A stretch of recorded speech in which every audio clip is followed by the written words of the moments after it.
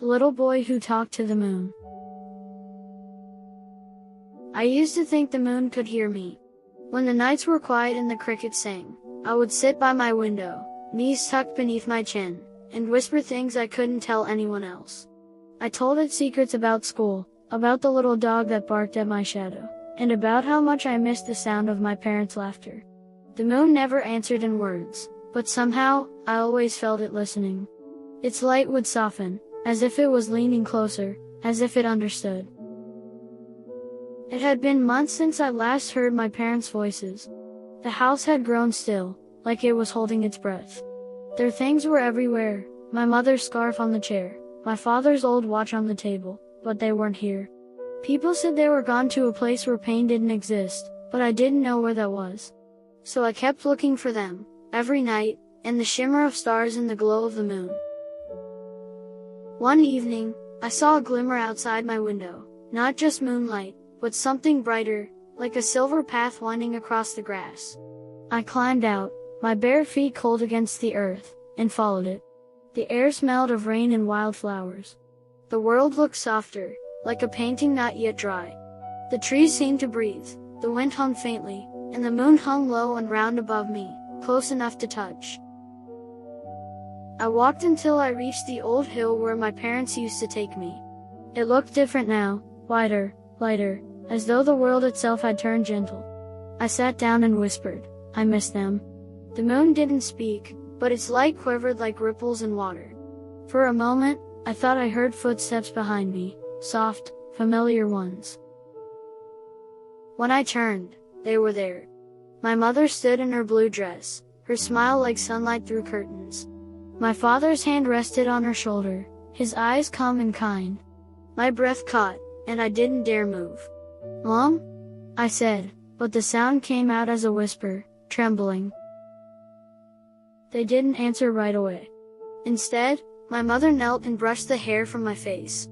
Her touch was warm, not ghostly or cold, but real. My father knelt beside her, and for a long moment, the three of us just stayed there, quiet. The night was full of crickets, wind, and the far-off hoot of an owl. I wanted to tell them everything I'd saved inside me, but the words tangled somewhere in my chest. "I thought you were gone," I finally said. My father smiled. "We never really go far." It didn't make sense, but I didn't care. The sound of his voice filled a hollow place in me I hadn't realized was so deep. We sat on that hill as the moon climbed higher, its light spilling across our faces like silver rain. I told them about the days without them, about the neighbors who tried to help, about how quiet the house had become, and about how I kept talking to the moon, hoping it would send my words to wherever they were. My mother listened with her head tilted, as she always did, her eyes soft. When I finished, she said, "The moon carries more than light. It carries love." And in that moment, I believed her. The moonlight wrapped around us like an embrace. I wanted that night to never end. Then the wind shifted, and the world shimmered. The grass moved in waves, like the sea, and the stars blinked in slow rhythm. My parents began to fade, not all at once, but in the quiet way candle smoke disappears. I reached out, trying to hold on, but my hand passed through them like air. "Please," I whispered. "Don't go again." My mother smiled sadly. "You'll see us when the moon listens." And then they were gone. The hill was empty. Only the wind remained, cool and tender against my skin. I sat there until the sky began to pale. The moon lowered itself toward the horizon, as if bowing goodbye. I stood and followed the silver path back home, each step heavier than the last. The house waited for me, silent and still. Inside, the air smelled faintly of soap and bread. The sun was beginning to rise. I climbed into bed, my heart aching with a longing I didn't understand. I closed my eyes and whispered, "Good night, moon," and the world dissolved into light. When I woke, I heard voices downstairs, laughter, plates clinking, the soft hum of the radio. For a moment, I stayed perfectly still. My chest felt heavy, like waking from a storm. Then I sat up, blinking in the morning light. The room was exactly as it had always been, my books scattered, the curtains swaying. I could hear my mother calling me for breakfast. My first thought was that it couldn't be real.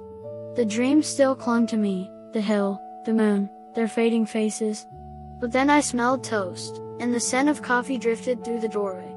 My father's footsteps echoed up the stairs, steady and familiar.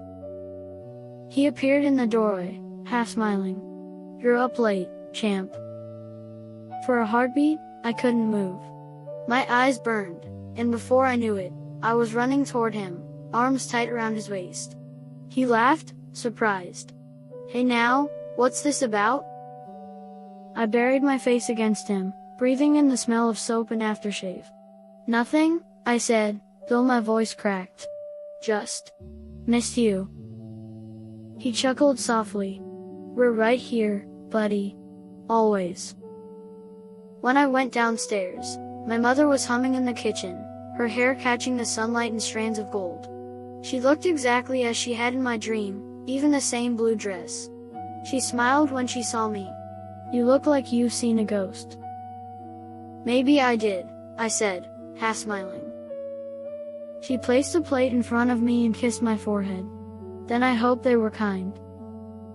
I wanted to tell her everything, the hill, the moon, their words, but something in me hesitated. Maybe it was because it all felt too sacred, too fragile to touch. So I just nodded, eating quietly as sunlight spilled across the table. Later that day, when I stepped outside, the sky was clear and blue. The moon was still faintly visible, a pale ghost lingering in daylight. I stared at it for a long time. There was a warmth in my chest, not sadness, exactly, but something deeper, like understanding. That night, I climbed into bed early. The window was open, and the wind carried the scent of rain. The moon was full again, hanging low and quiet, as if waiting. I whispered, "Thank you." It didn't answer, not with words. But its light seemed softer, like it smiled. I realized then that maybe dreams weren't just dreams. Maybe they were doors, ones that opened only when our hearts were quiet enough to listen. The moon hadn't given me my parents back, it had reminded me what it felt like to have them. It had taught me that love doesn't vanish, it lingers, it glows, it speaks in the silence when we least expect it. And from that night on, I didn't talk to the moon because I missed them. I talked to it because it reminded me they were never really gone. Sometimes, when the nights are especially still, I sit by the window and look up. The moon is always there, faithful, listening, patient. And though I no longer wait for an answer, I know it's hearing me. Because somewhere between dreaming and waking, between light and memory, love keeps its promise, to stay, to listen, and to find its way home.